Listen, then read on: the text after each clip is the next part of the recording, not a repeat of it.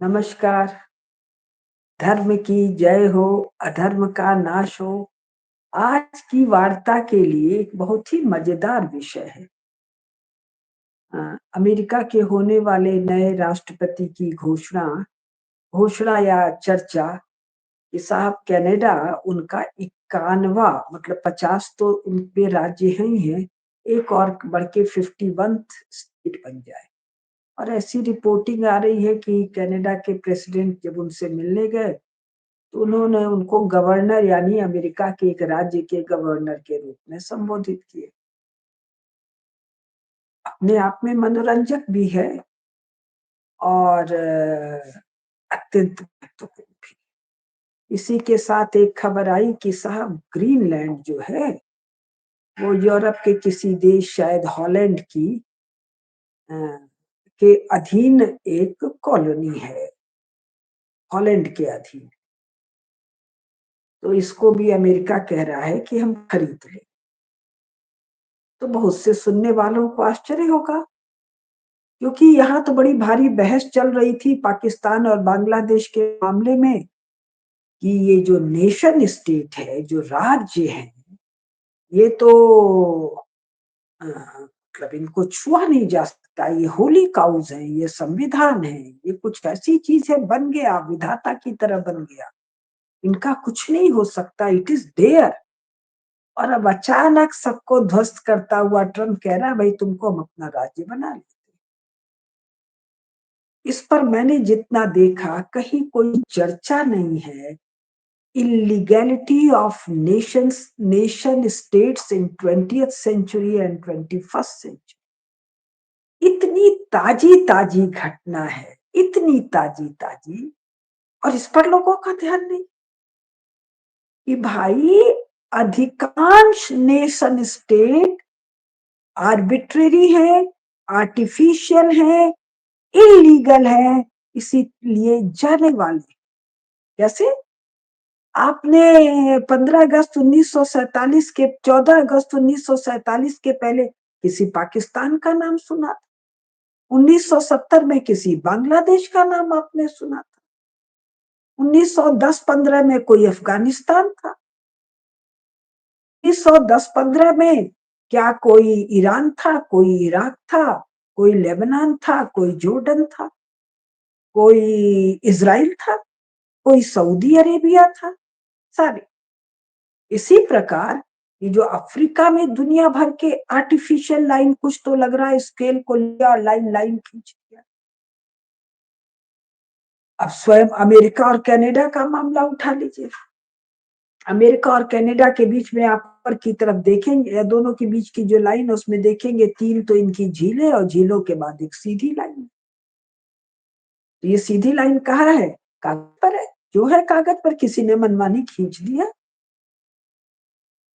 State की boundary सदा सदा सर्वदा भौगोलिक कारणों की रेखाएं होती थी या भौगोलिक डिविजन्स होते थे। कोई नदी होती थी, कोई पहाड़ होता था, कोई झील होता था, कोई दलदल होता था, कोई रेगिस्तान होता था, क्लियर डिमार्केशन होता था। लेकिन 20वीं शताब्दी में और 21वीं शताब्दी में हम देखते हैं सारे के सारे आर्टिफिशियल है।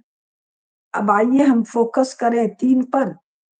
4 पर जो चर्चा में है, यूनाइटेड स्टेट्स ऑफ अमेरिका, ये कनाडा से कुछ कह रहा है और कनाडा से कह रहा है जी तुम हमारे साथ आ जाओ, हमारा एक राज्य बन जाओ और तुमको हम रूस और चीन से बचा लें। रूस और चीन के कुछ पानी के जहाज इनका के प्रभुसत्ता संपन्न क्षेत्र में गैर कानूनी ढंग से घुस जाते हैं। इन चारों को लेकर कोलंबस और वास्को डिगामा के पहले तो इस क्षेत्र को यूरोप वाले जानते ही नहीं थे और ये भी एक्सीडेंटल खोज है। कोलंबस भी भारत की तलाश में निकला, वहां पहुंचा तो उन लोगों को भारतीय का पहुंचा मेनलैंड में नहीं था, द्वीप के पास पहुंचा था, इसीलिए उनको इंडियंस कहते हैं। ये बात दूसरा है कि वो सचमुच में इंडियन से भारतीय लोग ही जाकर वहां बसे हुए हैं, जिसके बारे में लगातार वो लोग कह रहे हैं। तो यही भारतीय लोग कनाडा में भी है, यही भारतीय लोग मेक्सिको में, ग्वाटेमाला में, होंडुरास में, पनामा में, जो दुनिया भर के आर्टिफिशियल नेशन स्टेट बने, सब वस्तुतः भारतवंशी, भारत मूल के लोग हैं। तो ये जितनी भी आर्टिफिशियल लाइन है, किन्होंने खींची है? गोरों ने खींची है।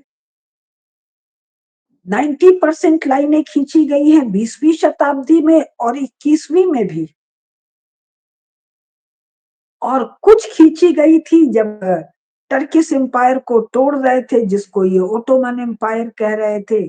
तब पहली बार 19वीं सेंचुरी के अंत में इन लोगों ने बाल्कन का इलाका है, यानी भूमध्य सागर के ऊपर वाला जो इलाका है, वहां पर दुनिया भर के नेशन स्टेट इन लोगों ने 19वीं शताब्दी के अंत में निकाले। तो अब ये क्रक्स है, क्या कहकर निकाले कि साहब नेशन क्या है? लोगों का एक समूह नेशन है। कैसा समूह? जिसके पूर्वज एक हो, जिसका इतिहास एक हो। एक शब्द चलता है इनके यहाँ कल्चर, मतलब खाना पीना, रहना पहनना, ओढ़ना, गाना बजाना, जिनका एक सा हो, जिनकी कोई सामूहिक स्मृति हो, वो लोग एक नेशन है। तो जो लोग नेशन है, उनका अपना राज्य होना चाहिए। वो जो तर्क इन्होंने ओटोमन या टर्किश साम्राज्य को या राज्य को तोड़ने के लिए दिया था, वो आज तक स्टैंड कर रहा है। लेकिन जिसको संयुक्त राज्य अमेरिका कहते हैं, क्या उसमें एक नेशन है? संयुक्त राज्य अमेरिका में यूरोप के सभी देशों के भागे हुए लोग हैं, और यूरोप में ये सभी अलग अलग नेशन स्टेट है। इंग्लैंड अलग है, फ्रांस अलग है, Holland, Italy, Spain, Portugal, Czechoslovakia, दुनिया भर के आकिया वाकिया तो आज है कल नहीं है, पोलैंड। रोज इनका नक्शा, अगर यूरोप का नक्शा देखें, पूरे 20वीं शताब्दी में और 21वीं शताब्दी में स्टेट्स बन रहे हैं और बिगड़ रहे हैं। फिलहाल यूनाइटेड स्टेट्स, तो यूनाइटेड स्टेट्स में तुम्हारी अपनी भाषा के अनुसार यूरोपियन नेशंस के, सभी यूरोपियन नेशन के लोग, केवल यूरोपीय नहीं, अफ्रीका के अनेकानेक नेशन के लोग तुम ले जाके बसाए हो बड़ी संख्या में। और वहां के जो मूल निवासी थे, वो अनेकानेक, तुम्हारी परिभाषा के अनुसार अनेकानेक नेशंस के अपाचे, और कौन कौन सा नाम है वहां, वो है। और इसके बाद तो सारी दुनिया के लोग पहुंच गए हैं। भारत अलग नेशन तुम बताते हो, पाकिस्तान अलग, बांग्लादेश अलग, अफगानिस्तान अलग, जापान, इंडोनेशिया, मलेशिया, थाईलैंड, चीन, सारे संसार में जितने नेशन है, करीब करीब सबके लोग वहां हैं। तो तुम्हारी अपनी परिभाषा के अनुसार अंतरराष्ट्रीय कानून के मानदंडों के अनुसार, अंतरराष्ट्रीय कानून को, वो भी तुम गोरों के बनाए हुए अंतरराष्ट्रीय कानून है। यूनाइटेड स्टेट्स ऑफ अमेरिका स्वयं में एक नेशन स्टेट नहीं। और दूसरी बात ध्यान से देखिए, आप गूगल पे या एटलस में कहीं भी जाके इस अमेरिका का नक्शा निकालिए। 17वीं शताब्दी में अमेरिका किसको कहते हैं? ये अटलांटिक की तरफ का छोटा सा हिस्सा। फिर 18वीं शताब्दी में जब कहते हैं जी हम तो आजाद हो गए, तब थोड़ा सा और चौड़ा हो जाता है अटलांटिक के पास वाला हिस्सा। फिर 19वीं शताब्दी में ये यहां से अचानक तेजी से भागता है पश्चिम की तरफ, ड्राइव टू वेस्ट जो भागता है। खबर फैल गई कि पश्चिम में बड़े सोने की खदानें हैं, तो सोने की खदानों को पाने के लिए ये सेंट्रल अमेरिका को प्राप्त कर को लांघते हैं। सेंट्रल अमेरिका तो भीषण दुर्गम है, भयानक टेम्परेचर है, भयानक रेगिस्तान है, पहाड़ है, पानी की कमी है, और लांग के ये जाते हैं। तो मिड 18 सेंचुरी में यूएसए का नक्शा देखिए, फिर 19 सेंचुरी के अंत में यूएसए का नक्शा देखिए, फिर 20वीं शताब्दी में यूएसए का नक्शा देखिए। फिर यही लोग कथा सुनाते हैं, वो जिसको आज मेक्सिको कहते हैं, उससे हमने कुछ राज्य अनेक्स कर लिए, राज्य नहीं, कुछ हिस्से अनेक्स कर लिए और कुछ हिस्से हमने खरीद लिए। नीचे वाला टेक्सास वाला और ये कैलिफोर्निया की तरफ वाला जो सब हिस्सा है। तो भाई नेशन स्टेट से दूसरा नेशन स्टेट कैसे खरीद बेच सकता है भाई? कि किसी की अपनी पर्सनल जागीर थोड़ी है कि तुमने खरीद लिया, तुमने बेच दिया। ये तो वहां रहने वाले सभी लोगों की सामूहिक संपत्ति और सभी सामूहिक तौर पर भी खरीद बेच या दे दिला नहीं सकते। क्यों? नेशन की पूरी परिभाषा में वो सब भी नेशन है जो अभी जन्मने वाले, वो सब भी नेशन है जिनका शरीर शांत हो चुका है। ये पूर्वजों की भी भूमि है और वंशजों की भी भूमि है। तो अभी वर्तमान में जो जीवित देशवासी हैं, उनको देने लेने का कोई हक नहीं। तो इसके बाद ये कहते हैं जी, अलास्का जो हमारा 50वां राज्य है, ये हमने रूस से खरीद लिया। तो संयुक्त राज्य अमेरिका एक artificial, arbitrary, illegal nation state, और ये कनाडा को कह रहा है जी तुम हमारे में मिल जाओ। ठीक ही कह रहा है। कनाडा नाम का तो कोई जीव जंतु कभी कहीं था नहीं। एक टहलता हुआ कोई यात्री किसी गांव का पता पूछा तो किसी लोकल ने कहा कनात कनात कनात, उधर जाओ कनात है। कनात से कनाता कनाडा, और ये भी शायद 19 सेंचुरी में नाम इसका रखा गया। इस क्षेत्र में जो लोग बसे हैं वो तो यहाँ के लोग नहीं है। न तो गोरे यहाँ के हैं, न भारतीय यहाँ के हैं, न चाइनीज यहाँ के। यहाँ के जो लोग हैं ये उनका देश है ना। तो ये भी आर्टिफिशियल तो ठीक है, दो आर्टि जैसे इतनी आर्टिफिशियलिटी वैसे दो आर्टिफिशियल मिल जाए। अब तीसरा, अलास्का हमने रूस से खरीदा। अब ये रूस क्या बला है? अब यूरोप का इतिहास पढ़िए या एशिया का इतिहास पढ़िए। 0 एडी इन लोग का झंझट है कि जीसस कोई जन्मा, न जीसस था, न वो जन्मा था, न वो 1 तारीख को जन्मा था। फिर भी तो फर्स्ट सेंचुरी एडी में या बीसी में कोई रूस नाम का देश था क्या? कहीं चर्चा आती है? पूरे बीसी में, फिर एडी में first century, second, third, fourth, fifth, six, seventh, eight, 10th century, कोई रूस रूस की चर्चा है क्या? 13वीं शताब्दी में महान सनातन धर्मी सम्राट चंगेज खान की बड़ी विराट चर्चा है। और ये चंगेज खान का साम्राज्य ये यूरोपीय लोग बताते हैं सुमेरु पर्वत से लेके मेडिटेरियन तक चला जा रहा है। वो काकेशस पर्वत है और ब्लैक सी के आगे और उधर मेडी आल्प्स तक चला जा रहा है। लेकिन किसी रूस नाम के देश की चर्चा नहीं होती। 13वीं शताब्दी तक माया, 13वीं से 15वीं तक तो वीर मंगोल जाति का साम्राज्य, कोई रूस की चर्चा नहीं होती। अब ये लोग कहते हैं जी 15वीं शताब्दी में रूस का एक राजा है इवान द टेरिबल। फिर यही लोग लिखते हैं इवान द टेरिबल जो है, ये इवान जो है ये मंगोलों का एक वास्ता है। एक नन्हे से क्षेत्र में ये लगान वसूल करके मंगोलों की ट्रेजरी में जमा कर 15।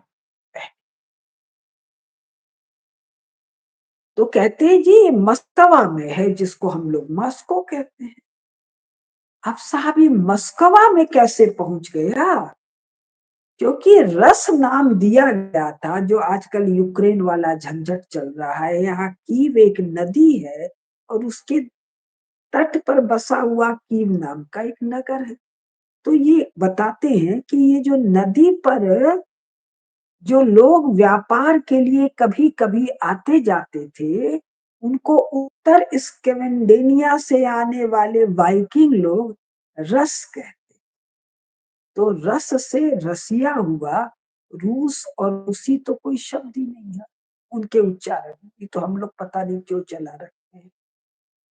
तो भाई इवान को कीव में होना चाहिए था ना, लेकिन इवान कीव में नहीं है, इवान मस्कवा में है। तो क्या बताते हैं जी, ये जो रस लोग हैं ये स्लाव लोग, तो स्लाव से बना स्लेव। अब सब कथा इन्हीं लोग की बताई हुई है। तो ये स्लाव लोग और रस लोग मंगोलों के डर से भाग गए। कहाँ भाग गए? जंगलों में भाग गए। कैसे जंगलों में? घनघोर जंगलों में। किस क्षेत्र में? जहां मंगोलों जैसा कठोर शारीरिक सामर्थ्य वाला आदमी भी ना घुस पाए, जहां 40-45 डिग्री माइनस टेम्परेचर है, ऐसे जंगलों में जिसके पेड़ भी पत्थर जैसे। तो मस्तवा मास्को क्या हुआ? जंगलों में जाकर ठिठुरते हुए ठंड में छिपे हुए लोगों का एक गिरोह, एक ट्राइब, यही शब्द है इन लोगों के। तो 15वीं के बाद ये बताते हैं जी कोई पीटर है, फिर कहते हैं जी कोई कैथरीन है, उसके बाद कहते हैं जी कोई रोमानो है। राम जी के नाम पर रूस में भी लोग हैं जो अभी तक चले और जिनको ये लेनिन वगैरह ने 1911 के बाद मारा है। तो साहब अगर कोई देश है, अगर कोई नेशन स्टेट है, तो वो तो शुरू से रहेगा ना भाई। वो 15वीं में तो नहीं जन्मेगा, और 15वीं में वो इतना बड़ा है, 16वीं में वो इतना बड़ा होता है, 17वीं में वो इतना होता है, 18वीं में वो इतना होता है। ये तो देशों के बनने का नहीं। देश तो मस्कवा के आसपास है या कीव के आसपास है। और फिर अचानक 20वीं शताब्दी में जी तो पूरे एशिया को रूस कह रहे हैं। 1911 के बाद इसको यूएसएसआर कह रहे हैं। ये नेशन स्टेट कैसे है भाई? जिसको तुम 1911 के बाद यूएसएसआर कह रहे हो, 1990 में से तो उसमें से 16-17 हिस्से छटक गए। 5 तो ये स्थान छटके हैं। ये यूक्रेन छटका है, और दुनिया भर के वो ईस्ट यूरोप वाले छटके हैं। और वो ये दोनों दोनों ब्लैक सी और कैस्पियन सी के बीच में जो नन्हे नन्हे देश हैं वो छटक के निकल गए। तो ये क्यों निकल गए? ये लोग स्लाव नहीं है, ये लोग नेशन नहीं है, ये लोग देश नहीं है। जबरी पकड़ के या बिना पकड़े एक नेशन स्टेट का नाम दे दिया गया। और सब कोई पुराना कथा नहीं, सब पिछले सेंचुरी की कथा है। First world war, second world war, inter war period, post war period की कथा है। कमाल की बात है, जो लोग जियो पॉलिटिक्स कर रहे हैं, जो लोग राजनीति कर रहे हैं, जो लोग डिप्लोमेसी की बात करते हैं, जो फॉरेन रिलेशन की बात करते हैं, उनको ये मोटी मोटी बात ध्यान नहीं। अब आइए चीन भी आ जाइए। 1949 में माओ को जब अमेरिका के ट्रूमैन और उसके रूजवेल्ट ने, इंग्लैंड के चर्चिल ने और स्टालिन ने चीन नाम के मांचू एम्पायर को थमाया था, चांग काई शेक को ताइवान में भगाकर, जिसको इन्हीं लोगों ने मदद देके जापानियों के खिलाफ लड़ाई जिताया था। तो उस चीन में तो तिब्बत नहीं था ना भाई, और उस चीन में तो सिक्योंग भी नहीं था, जहां पर ये उइगर लोग का मामला चल रहा है, जहां कासगर है, जहां खोतान है, ये भी नहीं था। अक्टूबर 1949 तक, 1949 में पता नहीं कैसे जवाहरलाल नेहरू ने हैंडओवर कर दिया माओ को। पार्लियामेंट में तो कुल हिसाब किताब होगा। तो हमारे जो माननीय प्रधानमंत्री नरेंद्र मोदी जी को तो ये सारे डॉक्यूमेंट सुलभ है कि 15 अगस्त 1947 को सिक्किम के सबसे महत्वपूर्ण नगर काशगर, जिसको आज भी 21वीं शताब्दी में यूरो अमेरिकन एकेडमिक सेंटर से छपे नक्शों में काशी कहा गया है, वहां एक ब्रिटिश कंसूल बैठ रहा है। ब्रिटिश कंसूल किसके रिप्रेजेंटेटिव के रूप में बैठ रहा है? भारत सरकार। ये भारत सरकार ने सत्ता लिया था नेहरू एंड कंपनी में। ये संविधान बना था उतने से क्षेत्र के लिए। 550 हमारे श्रेष्ठ राजा और महाराजा ने जो सत्ता का हस्तांतरण हुआ उसको ज्वाइन किया था ना भाई। तो कासगर का भी तो हस्तांतरण 15 अगस्त 1947 को माउंटबेटन एंड कंपनी से नेहरू एंड कंपनी के हाथ में आया और तिब्बत भी आ गया। तिब्बत प्रभु सत्ता संपन्न राज्य 15 अगस्त 1947 को तो नहीं था। 15 अगस्त 1947 को और उसके बहुत दिन पहले से तिब्बत कश्मीर के राजा का था। उनके जो डाक टिकट हैं, उनके जो कॉइन्स हैं, उनके जो दुनिया भर के राज की अभिलेख हैं जो आज भी अभिलेखागार में आर्काइव में सुरक्षित हैं, उसमें तो कश्मीर महाराजा, जम्मू के, कश्मीर के और तिब्बत के महाराजा है। ये सब तो लीगल डॉक्यूमेंट है। तो इस तिब्बत को तो नेहरू ने 49 के भी बाद में थमाया है। कारण बहुत सारी ये सुनने वालों को पता है कि जो बहुत सारे कॉन्फ्रेंसेस हो रहे हैं, मीटिंग हो रही है, सब कुछ हो रहा है, तो तिब्बत को कब्जा करवाया है नेहरू ने माओ को 1947 के बाद। तो जिसको हम लोग चीन कह रहे हैं वो तो खुद को चीन नहीं कहता है, वो तो खुद को आज पीआरसी, ये नाम अंग्रेजी का है, पीपुल्स रिपब्लिक ऑफ चाइना, वो तो पीपुल्स रिपब्लिक ऑफ झांगुआ कहते हैं। इस झांगुआ में मंगोलिया नाम का भी एक देश है जिसको मूल चीनी लोग अपना शत्रु मानते हैं, अग्रेसर मानते हैं। और मंचूरिया नाम का देश है और मंचूरिया के मांचू राजा 1911 इनके अनुसार और 1935 एक्सेस फोर्सेस के अनुसार इस संपूर्ण मांचू साम्राज्य के सम्राट हैं। और मांचू साम्राज्य का एक नन्हा सा अंश हिस्टोरिकल चीन है, क्योंकि वो नन्हा सा है ही है। तो मांचुओं को भी चीनी लोग बाहरी, विदेशी, आक्रमणकारी और स्वयं को उसका गुलाम बताते हैं। तो ये भी तो नेशन नहीं है, नान भी नेशन नहीं है।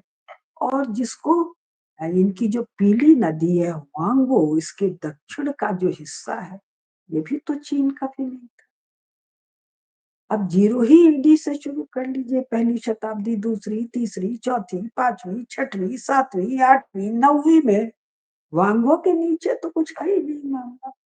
अचानक कहते हैं 9वीं, 10वीं, 11वीं, 12वीं में शुंग लोग प्रकट हो गए। ये शुंग लोग वही है ना जो बताते हैं मौर्यों के बाद पाटलिपुत्र के सम्राट बने, पुष्यमित्र शुंग शुंग। तो ये कहते हैं जी ये शुंग लोग सम्राट बने और तब से चीन पसर के बड़ा हो गया। तो ये कोई इलास्टिक तो नहीं है।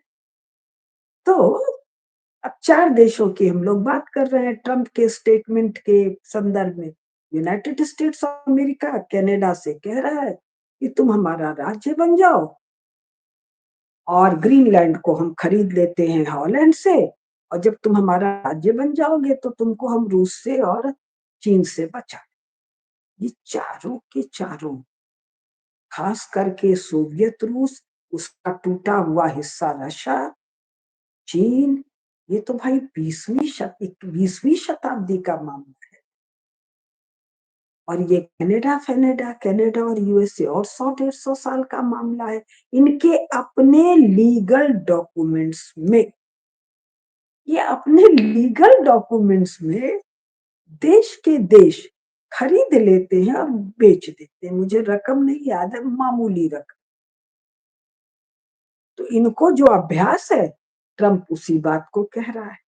लेकिन इससे हमारे लिए क्या निकल, हमारे लिए ये निकलता है भाई, नेहरू जैसे देशद्रोही ने चर्चिल जैसे हमारे शत्रु के साथ, चर्चिल कहते हैं, चर्चिल के बाद वाला जो प्रधानमंत्री है इंग्लैंड का और माउंटबेटन है, वो सब नहीं, हम केवल चर्चिल कहते हैं इंग्लैंड के। इनसे क्या समझौता किया? उसके बाबूजी का था क्या? नेहरू के बाबूजी का था कि गांधी जी के बाबूजी का था कि देश का दो टुकड़ा कर दिया? और किया तब भी इन सब लोगों ने बयान क्या दिया, इट्स अ टेम्पररी फिनोमिना, बाद में ठीक कर। तो ट्रंप का ये बयान हमारे लिए राजमार्ग प्रशस्त करता है, भारत अपने स्वाभाविक स्वरूप को प्राप्त करे।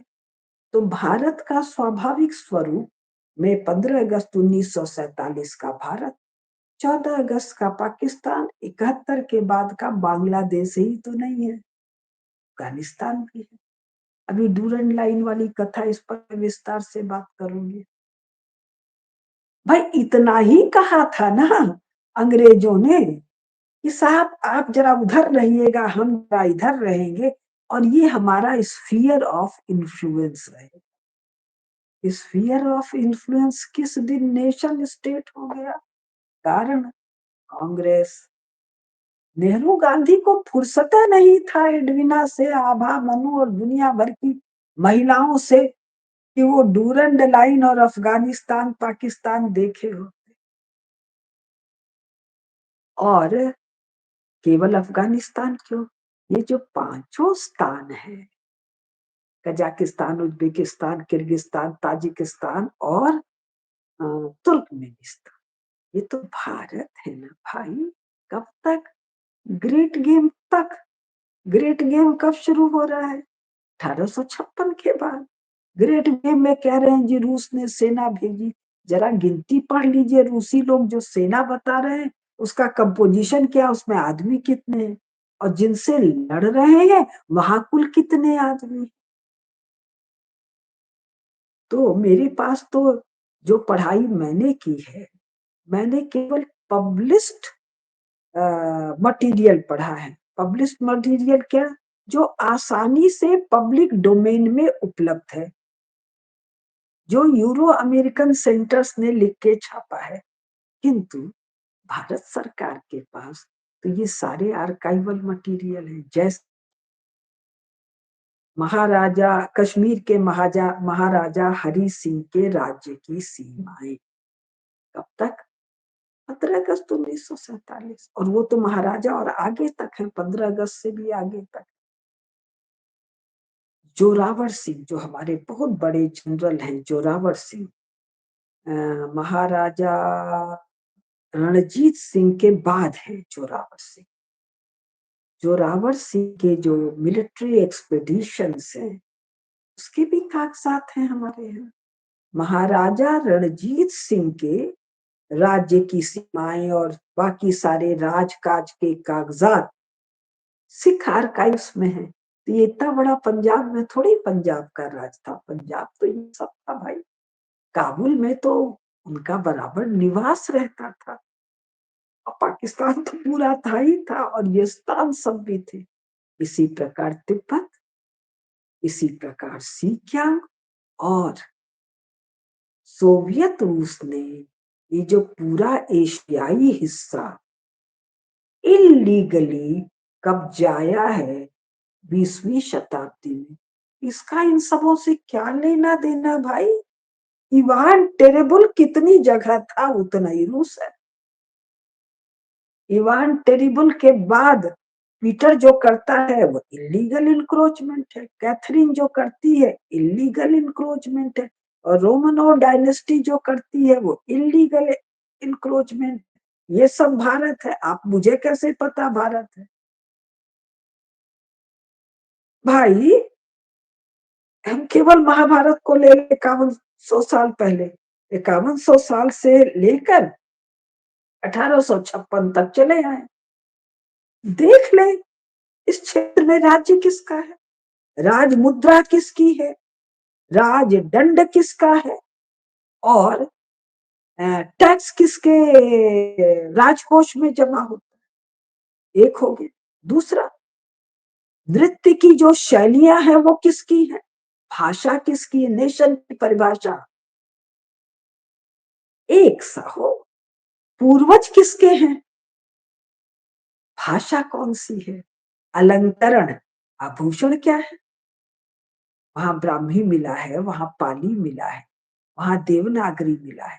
देवी देवता जो अजंता में है वही कास्कर में है, वही बुखारा में है, वही बाकी जगह।